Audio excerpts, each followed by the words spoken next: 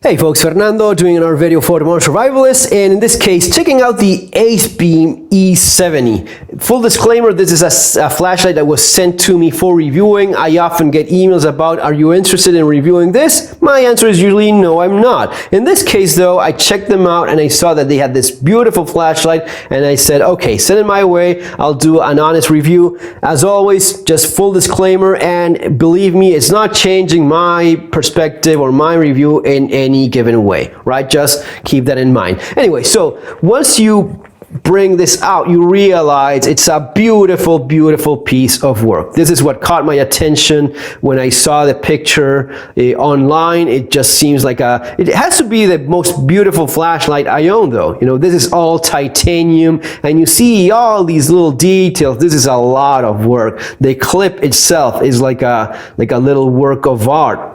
Right, and the stonewash finish, it's my favorite especially in titanium, where you know it's not gonna be rusting or wearing or getting shiny spots. Well, maybe a little bit of that shiny spot thing is gonna be happening, but it's not like aluminum where it starts looking like crap very fast. That's definitely not the case here. I love the anodized aluminum that it has there on the back with that blue.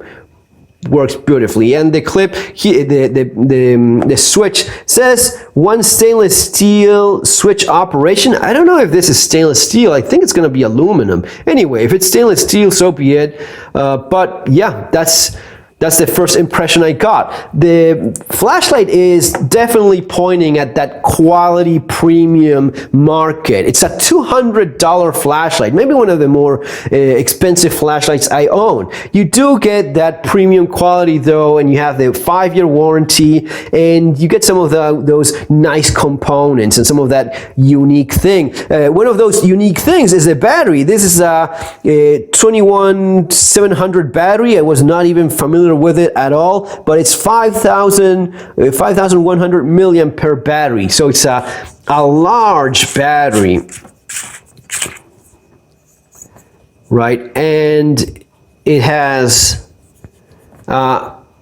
micro USB. It's a USB Type-C port. It was interesting that it came with this little accessory here. I didn't know what it was at first for, and then I realized, yeah, this is gonna be going for that sort of thing. So it clicks into the battery itself, and it works like a little torch, I guess. You know, I'm not complaining. It's always nice to get extra stuff. Still strange that you're buying a flashlight and it comes with another little flashlight that goes straight into the battery.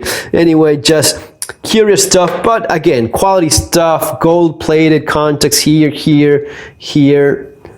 and over there. Very nice work in general. You have a little bit of that sandy feel, but that's always a thing with titanium. It's obviously difficult to machine and make those threads. You have the O-ring, so that's to seal it properly, and that's a large battery. Right, let's check out what you get in the box with the rest of the stuff. So you have a velvet bag, so I guess that's to carry your flashlight. That's nice, that's cool. Cable for charging. It's not one of those cheap ones, those cheap little cables. This is actually a nicer cable, flat. And it has like a different accessory. Well, I'm not even sure what that is for, but anyway, just the charging cable that you get, and of course the manual warranty warning for the lithium battery that you get in there. And the box says it's intended for mounting, camping, construction. Well, that's strange. Cycling, first aid, adventure. But it also says everyday carry flashlight here. So I guess they're trying to cover as much of those bases as possible. And when it comes to the flashlight itself, this is what you're going to be getting. This is the titanium version. So turbo mode is going to be 4,000 lumens.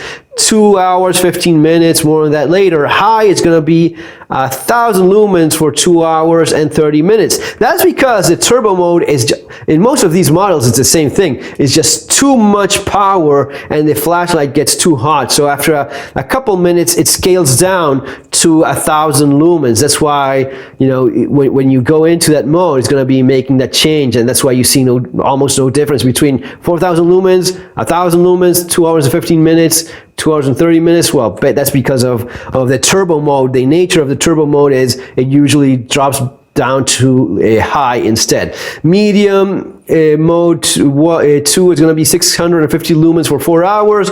Medium 1 is going to be 180 lumens for 12 hours and 45 minutes. Low is going to be 15 lumens for 50 hours. That's a pretty high low. Moonlight's going to be 1 lumen for 11 days. Strobe, it's 1,650 lumens for 2 hours and 30 minutes. And then you have you have the low voltage warning. When the battery power is less than 70%, the light will step down modes.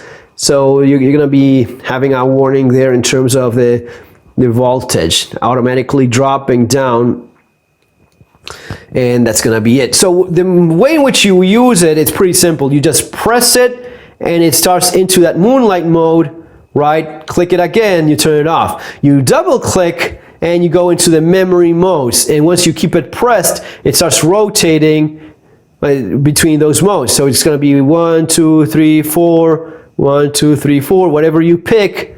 It's going to be having that memory function. You click again, double click, and it goes back to that. Now, once it's on, you double click on it, and it goes into that turbo mode, which after just a few seconds, you really feel it getting hot.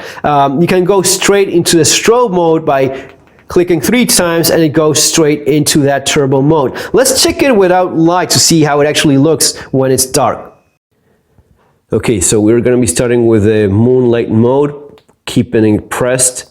And that's moonlight, which it's a decent moonlight mode. You can actually see well enough so as to move around, but without disturbing anyone. Double tapping, you will go into the actual, whoa, that's a lot of light there, but you go into the actual light turned on, and by keeping it pressed, you cycle through the different modes. So it's gonna be 1, 2, 3, 4 modes: low, medium, medium, and high. Even the low mode, it's decent enough. It's a nice amount of light, and as you see, there's really not that much of there's really no artifacts to speak of, no rings, dark rings, or any, you know, looking at it in the ceiling, there's no problems there with a hotspot. Very even, very nice. I will say though that, you know, it has a lot of spill, not really that much throw, which is kind of unusual for a flashlight of this size, this big, and this power. If we double tap again, we go into that turbo mode, which is crazy bright, but again, it's a lot of spill, not that much focus really. And if we compare this, and, you know, double clicking and going into you know, basic mode there, if we compare it even towards like smaller lights, you see this tinier, much smaller through night. You see how that has a lot more throw, and it focuses that hot spot a lot more. That is honestly what I would have liked to see in a flashlight of this size and this power. Not so much spill, a bit more throw. Hey folks, so as you saw, beautiful hotspot, no artifacts or dark rings or any of that. Of course, you're talking about a $200 flashlight which has high quality components, that orange texture reflector there that does a great job in doing that, and I'm even seeing like an anti-reflective coating there. May well be the case. I would have liked to see more throw, given the size and power of the flashlight, that I have the room for it. A reflector that focuses that beam more, gives me more throw. I get it. It's 4,000 lumens. Anything you're pointing at, it's going to be putting a wall of light. But it's definitely going with that more of a floaty type of light. Talking about size, it is a bigger flashlight. You're looking at 13 centimeters long, almost like 5 inches, a bit over 5 inches, and 3 centimeters across. So it's over an inch across as well. And, you know, even though it's titanium, and titanium is lightweight, there's a lot of it, especially since it's working in these layers. So as to achieve this effect, you're looking at 219, almost 220 grams of weight. That is heavy for an EDC flashlight. Maybe for a larger guy, maybe a very big guy in large pockets and doesn't mind having it, maybe. I see it more like carrying it in a bag, in a purse, and especially since you have that, you know, defensive possibility and you have that sort of strike bezel, the size and weight is going to be working in its advantage. Personally, I would have liked to see this scaled down a bit, 30%, 40% smaller. That would have made for a perfect, really a perfect EDC flashlight. Since you're scaling it down a little bit, go with a battery that's more commonly available, maybe those 18650s or whatever, or even a AA format that allows you to use a 14500. So a smaller flashlight, more convenient, more commonly available light. As it is for me though, I see it as a fantastic light if you're going to be carrying it in a bag, but in my case it's going to be like a desk light, you know, something that I keep, you know, within reach, and you know, giving that so beautiful, I actually admire and fiddle with it often, and because it is a quality light, whenever I need it, it's going to be there for me as well. So yeah, that's most likely the role it's going to be going for. Folks, if you're interested in this flashlight, you have Acebeam, the link is going to be there below. See you in our next video. Have an awesome day. Take care.